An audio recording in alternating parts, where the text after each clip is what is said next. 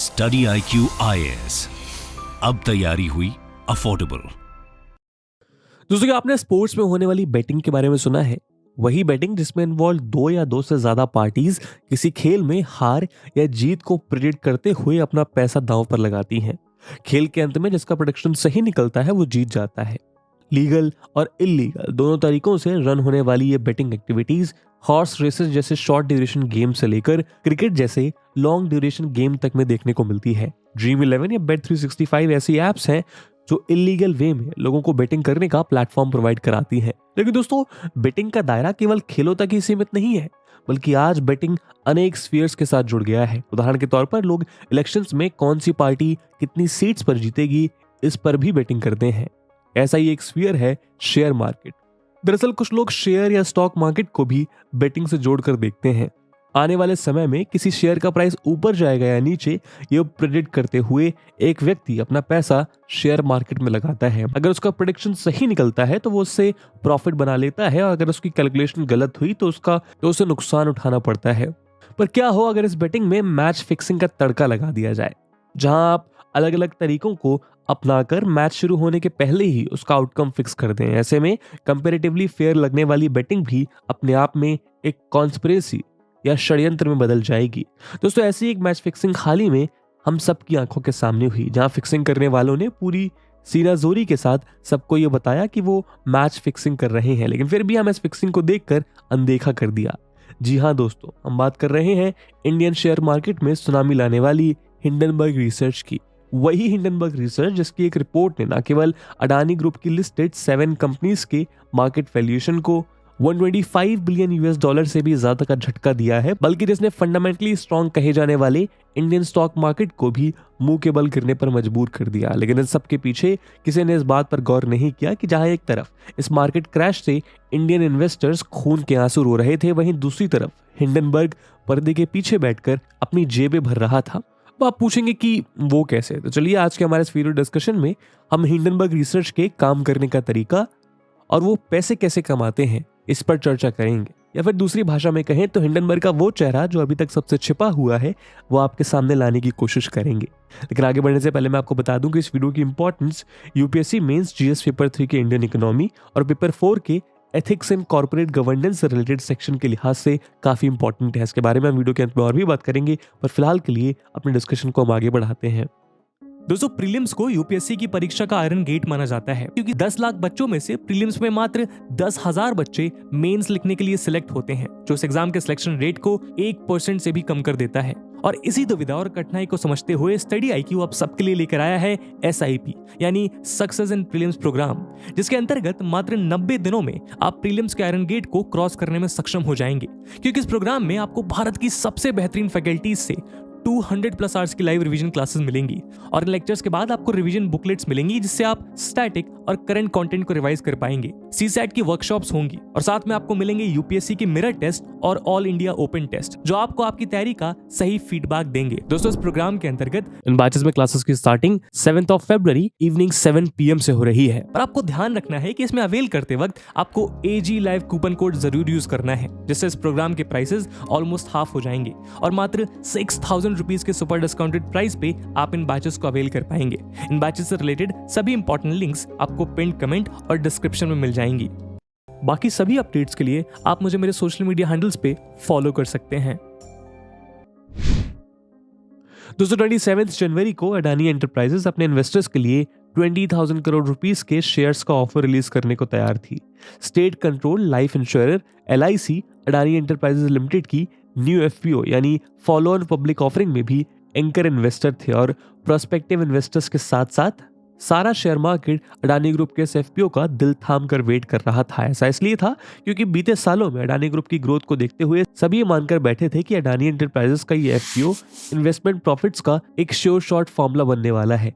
दोस्तों, हम आपकी जानकारी के लिए बता दें कि FPO या फॉलो ऑन पब्लिक ऑफर उस प्रोसेस को कहते हैं जिसके माध्यम से स्टॉक एक्सचेंज में already listed company existing share holder या न्यू इन्वेस्टर्स के लिए अपनी कंपनी के न्यू शेयर्स इशू करती है। लेकिन इस कहानी में उस वक्त नाटकीय मोड़ आ गया जब 24 और 25 जनवरी के दौरान यूएसए की फॉरेंसिक फाइनेंशियल रिसर्च में स्पेशलाइज एक कंपनी हिंडनबर्ग रिसर्च ने एक रिपोर्ट रिलीज करके सभी जगह तहलका मचा दिया। हिंडनबर्ग रिसर्च की इस रिपोर्ट के नाम था Adani group, how the world's third richest man is pulling the largest con in the corporate history. इस रिपोर्ट के पब्लिश होने के साथ ही इंडियन स्टॉक मार्केट में अडानी ग्रुप के शेयर्स तिनके की तरह बिखर गए। नतीजा ये हुआ कि देखते ही देखते न केवल Gautam Adani 10th richest individuals की लिस्ट से बाहर हो गए, बल्कि बीते एक हफ्ते में अडानी ग्रुप की टोटल मार्केट वैल्यू से 125 billion US dollars wipe out हो गए। साथ ही इंडियन स्टॉक मार्केट और खासतौर पर भारत के फाइनेंशियल पिलर्स माने जाने वाले LIC और SBI जैसे ऑर्गेनाइजेशंस के शेयर्स भी लगातार नीचे गिरने लगे। नतीजा ये हुआ कि 2 फरवरी तक अडानी ग्रुप के स्टॉक्स में इन्वेस्ट करने वालों ने कुल मिलाकर 10 लाख करोड़ रुपए से ज्यादा खो दिए। इस सबके बीच हिंडनबर्ग रिसर्च का कहना था कि उन्होंने ये रिपोर्ट 2 साल के रिसर्च और डिटेल्ड एनालिसिस के बाद जारी की है। 100 पेज से ज्यादा की इस रिपोर्ट में हिंडनबर्ग रिसर्च ने अडानी ग्रुप पर कुछ सीरियस एलिगेशंस लगाए हैं, जिनका कंक्लूजन ये था कि अडानी ग्रुप ने स्टॉक मैनिपुलेटर और स्टॉक ओवर प्राइसिंग के जरिए अपना मैसिव एम्पायर खड़ा किया। ऐसे में अडानी ग्रुप के इस सो कॉल्ड स्कैम से रिलेटेड इस रिपोर्ट के सामने आते ही मार्केट का ये रिएक्शन लाजमी था। लेकिन क्या आप जानते हैं कि इस रिपोर्ट से हिंडनबर्ग का क्या फायदा हुआ? तो देखिए, इस रिपोर्ट को पब्लिश करने वाली हिंडनबर्ग रिसर्च सिर्फ एक फाइनेंशियल रिसर्च या एनालिस्ट फर्म नहीं है, बल्कि इसका असली काम कुछ और है। इसको हम अगले सेक्शन में समझते हैं। दोस्तों, हिंडनबर्ग रिसर्च एक एक्टिविस्ट शॉर्ट सेलर है। एक्टिविस्ट शॉर्ट सेलर टर्म को समझने के लिए आपको पहले स्टॉक शॉर्टिंग या शॉर्ट सेलिंग को समझना होगा। दरअसल शेयर मार्केट में हम किसी भी स्टॉक में अपना इन्वेस्टमेंट इसलिए करते हैं क्योंकि हमें भरोसा है कि जैसे जैसे हमारी कंपनी ग्रो करेगी वैसे वैसे हमारे स्टॉक की वैल्यू भी बढ़ती रहेगी, जिससे हम अपने इन्वेस्टमेंट पर प्रॉफिट अर्न कर पाएंगे। शेयर मार्केट की टर्म में इसको लॉन्ग पोजीशन कहते हैं, यानी हम प्रॉफिट अर्न करने के लिए ये एंटिसिपेट कर रहे हैं कि लॉन्ग टर्म में मार्केट अच्छा परफॉर्म करेगा। लेकिन इसके उलट शॉर्टिंग या शॉर्ट सेलिंग एक तरह की इन्वेस्टमेंट मार्केट प्रैक्टिस है जिसमें इन्वेस्टर्स मार्केट के गिरने या स्टॉक प्राइस के नीचे जाने को प्रेडिक्ट करके पैसे कमाते हैं। हालांकि शॉर्ट सेलिंग के बहुत सारे तरीके हैं, लेकिन हम इसे एक सिंपल एग्जांपल की मदद से समझ सकते हैं। मान लीजिए आप एक स्टॉक मार्केट इन्वेस्टर हैं और आपने अपने स्टॉक ब्रोकर से 10 शेयर्स बोरो किए, जिनकी उस समय टोटल मार्केट वैल्यू 5000 रुपीज थी। अब अगर आपको लगता है कि जो स्टॉक्स आपके पास है उनकी प्राइस जल्द ही गिरने वाली है, तो आप अपने बोरो किए हुए 10 शेयर्स को जल्द से जल्द मार्केट में बेच देंगे ताकि उन 10 शेयर की करंट प्राइस को रिसीव कर बिना किसी नुकसान के शेयर बेच दिए जाए। मान लीजिए कि आपकी प्रेडिक्शन ठीक रही और 5000 के शेयर अब 3000 के हो गए, यानी अब फिर से वो 10 शेयर्स गिरी हुई कीमत पर खरीद सकते हैं और इन्हीं कीमत पर खरीद के उस स्टॉक ब्रोकर को वापस कर सकते हैं जिससे इनिशियली आपने 10 स्टॉक्स बोरो किए थे। यानी बिना किसी दिक्कत के आपने सिर्फ अपने करेक्ट प्रेडिक्शन से मार्केट के डाउनफॉल में भी 2000 रुपए का प्रॉफिट बना लिया। हालांकि आपको ये बात सुनने में थोड़ी अटपटी लग रही होगी कि आखिर मार्केट फॉल से कोई कैसे पैसे कमा सकता है, लेकिन दोस्तों ये एक स्टैंडर्ड मार्केट प्रैक्टिस है जो पूरी तरह से लीगल फ्रेमवर्क और स्ट्रिक्टेड रेगुलेशंस के अंडर आती है। एक रिपोर्ट के मुताबिक इसी तरह मार्केट में टेस्ला के डाउनफॉल को प्रेडिक्ट करके शॉर्ट सेलर्स ने 2022 में लगभग $15 बिलियन कमाए थे। दोस्तों, stock investing is all about clash of the thesis. ऐसे थीसिस जो फंडामेंटल और टेक्निकल रिसर्च के कॉम्बिनेशन से किए गए राइट प्रेडिक्शंस पर बेस्ड होते हैं। यानी अगर किसी ने मार्केट के ऊपर जाने को सही एंटिसिपेट किया तो लॉन्ग पोजीशन में वो प्रॉफिट कमाएगा, वहीं जिन्होंने मार्केट के नीचे जाने को सही समय पर प्रेडिक्ट कर दिया वो मार्केट गिरने पर भी पैसा कमा लेते हैं। यही कारण है कि स्टॉक मार्केट्स या उस पर लिस्टेड कंपनी से रिलेटेड ऐसी रिसर्चेस कभी कभी बेहद डीप भी जा सकती हैं। जैसा कि हिंडनबर्ग ने खुद बताया कि वो अडानी और इंडियन मार्केट रिसर्च को बीते 2 साल से एनालाइज कर रहे थे। उनके अनुसार यही कारण है कि वो अडानी ग्रुप के स्टॉक्स के फॉल को प्रेडिक्ट कर पाए। लेकिन यहीं से शॉर्ट सेलर और हिंडनबर्ग की स्टॉक मार्केट मैच फिक्सिंग की कहानी शुरू होती है।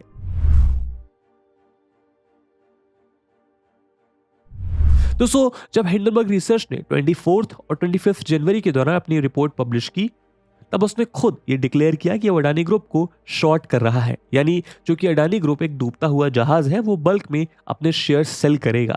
लेकिन क्या आपने ध्यान दिया कि वो अडानी ग्रुप जो बीते कुछ सालों में चीते की रफ्तार से भाग रहा था और हाल ही में LIC जैसे एंकर इन्वेस्टर के साथ FPO रिलीज करने वाला था, वो एकदम से कैसे सबकी नजर में खिलाड़ी से खलनायक बन गया? तो उसका सीधा जवाब है रिपोर्ट मार्केटिंग।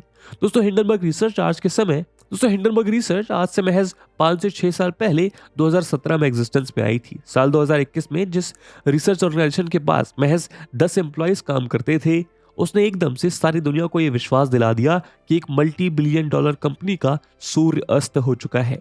इस बात के लिए इस फर्म ने सारे हथकंडे अपनाए। उदाहरण के तौर पर अगर हम हिंडनबर्ग रिसर्च की इस रिपोर्ट पर ध्यान दें तो हम पाएंगे कि इसमें एनालिसिस के साथ साथ अपीलिंग वर्ड्स और सिस्टमैटिक स्क्रिप्टिंग के माध्यम से एक नैरेटिव बनाने का प्रयास किया गया है।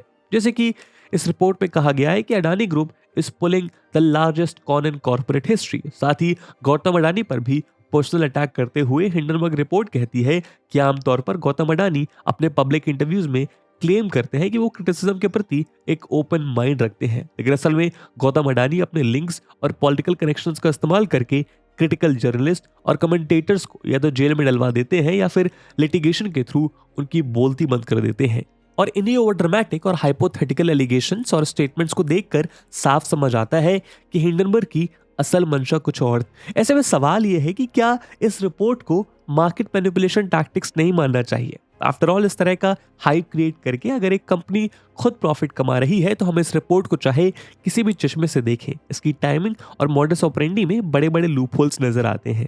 वही नहीं, रिपोर्ट्स के मुताबिक इससे पहले भी हिंडनबर्ग ने Nikola, SCWorx, Genius Brand, Ideanomic, Wins Finance, Genius Brands, एसटी रॉक्स, एचएफ फूड, ब्लूम एनर्जी, एफ्रिया, ट्विटर इत्यादि कंपनीज के अगेंस्ट ऐसे ही रिपोर्ट से मार्केट स्पेकुलेशंस रिलीज करके शेयर शॉर्ट किए थे और अपना प्रॉफिट कमाया था। दोस्तों इस रिपोर्ट को लेकर एक दूसरा क्वेश्चन इनसाइडर ट्रेडिंग का भी है। दोस्तों हम आपकी जानकारी के लिए बता दें कि शेयर मार्केट की भाषा में इनसाइडर ट्रेडिंग का मतलब ऐसी कॉन्फिडेंशियल इंफॉर्मेशन के लीक होने से है जो कि पब्लिक में अवेलेबल नहीं है और जिस इंफॉर्मेशन को यूज करके स्टॉक एक्सचेंजेस में अनफेयर एडवांटेज उठाया जा सकता है। अगर हम हिंडनबर्ग की इस रिपोर्ट पर गौर करें तो हम पाएंगे कि इस रिपोर्ट में अडानी ग्रुप के बारे में ऐसी ढेरों सो कॉल्ड रिसर्च इंफॉर्मेशन है जो किसी भी पब्लिक प्लेटफॉर्म पर अवेलेबल नहीं है और ना ही इनके बीच कोई लॉजिकल इंटरफेरेंस ड्रॉ किया जा सकता है। यानी यहाँ जिस रिपोर्ट में साफ देखा जा सकता है कि हिंडनबर्ग ने एक्टिविज्म के नाम पर प्रॉफिट कमाने के लिए इनसाइडर इंफॉर्मेशन लीक किए हैं। उदाहरण के लिए हिंडनबर्ग रिपोर्ट क्वींसलैंड में कोल ट्रांसपोर्ट करने के लिए बिल्ड की जाने वाली रेल लाइन के संबंध में हुई अडानी की डील के बारे में मेंशन करती है, जबकि इस ट्रांजैक्शन के बारे में अडानी एंटरप्राइजेस की एनुअल रिपोर्ट में कोई स्पेसिफिक डिस्क्लोजर देखने को नहीं मिलता। ऐसे में हिंडनबर्ग पर इनसाइडर ट्रेडिंग का शक भी गहराता जा रहा है। लेकिन इस सब के बीच एक बात जो परफेक्टली क्लियर है वो ये कि हिंडनबर्ग ने अडानी ग्रुप पर एक क्रिटिकल रिपोर्ट पब्लिश की और उसे सोशल मीडिया और न्यूज नेटवर्क्स के जरिए ज्यादा से ज्यादा पुश किया ताकि इस कंपनी के स्टॉक पर नेगेटिव इंपैक्ट पड़े और इसी बीच अपने टारगेट अडानी ग्रुप के ही शेयर्स को शॉर्ट सेल करके प्रॉफिट कमा लिया। यानी इस रिपोर्ट के कारण जितने ज्यादा अडानी ग्रुप के स्टॉक्स गिरे, हिंडनबर्ग रिसर्च ने स्टॉक्स को शॉर्ट करके उतना ज्यादा प्रॉफिट मार्जिन अर्न किया। वहीं एक चौंकाने वाली बात यह भी है कि संडे गार्जियन लाइव की एक न्यूज रिपोर्ट के मुताबिक और एक्टिविज्म की मशाल लिए आगे बढ़ते हिंडनबर्ग रिसर्च की वेबसाइट पर उसके अपने इन्वेस्टर्स का कोई मेंशन नहीं है। वहीं जब गार्जियन लाइव के रिपोर्टर्स ने हिंडनबर्ग रिसर्च को उसके इन्वेस्टर्स और अडानी ग्रुप के अगेंस्ट हुए इस फॉरेंसिक फाइनेंशियल रिसर्च से संबंधित सवाल पूछने के लिए सीख किया तो हिंडनबर्ग रिसर्च ने कोई भी ऑफिशियल रिस्पांस देने से मना कर दिया। ऐसे में यह बात दिलचस्प है कि जहां एक और हिंडनबर्ग अडानी ग्रुप को अपनी रिपोर्ट में उसके सीक्रेटिव इन्वेस्टर्स से रिलेटेड क्वेश्चन पूछ रहा है, वहीं दूसरी ओर वो खुद अपने इन्वेस्टर्स के बारे में डिस्क्लोज नहीं कर रहा। साथ ही अडानी ग्रुप के होने वाले एफपीओ की ठीक पहले रिलीज हुई ये रिपोर्ट कुछ अनसुलझे सवाल जरूर खड़े कर देती है।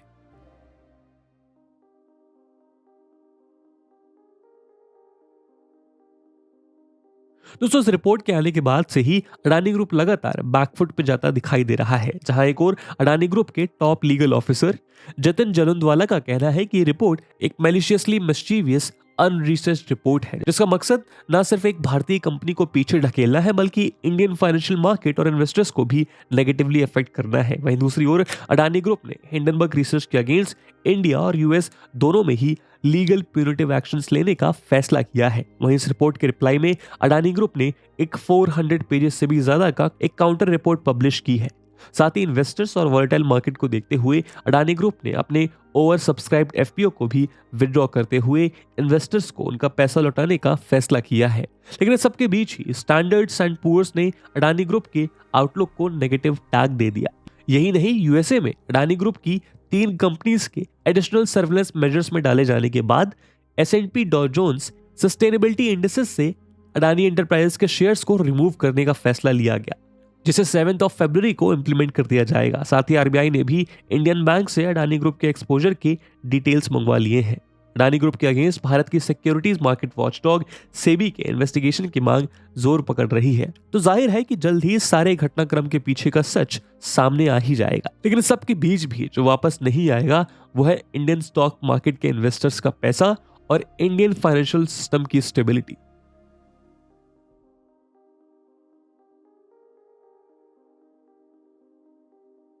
दोस्तों, इस वीडियो में हम अडानी ग्रुप को सही या हिंडनबर्ग को गलत बताने की कोशिश नहीं कर रहे हैं, लेकिन यदि एक ऐसी फर्म जो किसी रिपोर्ट को पब्लिश करते समय खुद ही कॉन्फ्लिक्ट ऑफ इंटरेस्ट के जाल में फंसी हुई है, तो क्या ऐसी पब्लिकेशन को लीगल या एथिकल ठहराया जा सकता है? क्योंकि अगर ऐसा है तो क्या हम मार्केट रेगुलेशन और उसे कंट्रोल करने की जिम्मेदारी के लिए बैठे सेबी और आरबीआई जैसे वॉचडॉग्स के हाथों से सच और गलत को ढूंढने का काम लेकर इस तरह के प्राइवेट ऑर्गेनाइजेशंस के हाथों में दे देना चाहिए? दोस्तों, इस मुद्दे पे आपका क्या ओपिनियन है? कमेंट सेक्शन में जरूर साझा करिएगा। और जैसा हमने वीडियो के पहले भाग में बताया कि इस वीडियो की इंपॉर्टेंस यूपीएससी मेंस के लिहाज से काफी ज्यादा है, और उसी इंपॉर्टेंस को देखते हुए एक सवाल हम आपके लिए छोड़कर जा रहे हैं जिसको आपको कमेंट सेक्शन में आंसर करना है। The question is, explain the concept of conflict of interest in public institutions. How does conflict of interest breed corruption? Illustrate. And with this question, my friends, that's it for the video. I hope आपको video पसंद आई होगी, और अगर पसंद आई है तो अपने दोस्तों के साथ साझा करना मत भूलिएगा। मिलते हैं अगली वीडियो में, तब तक के लिए जय हिंद, जय भारत। स्टडी IQ IAS, अब तैयारी हुई अफोर्डेबल।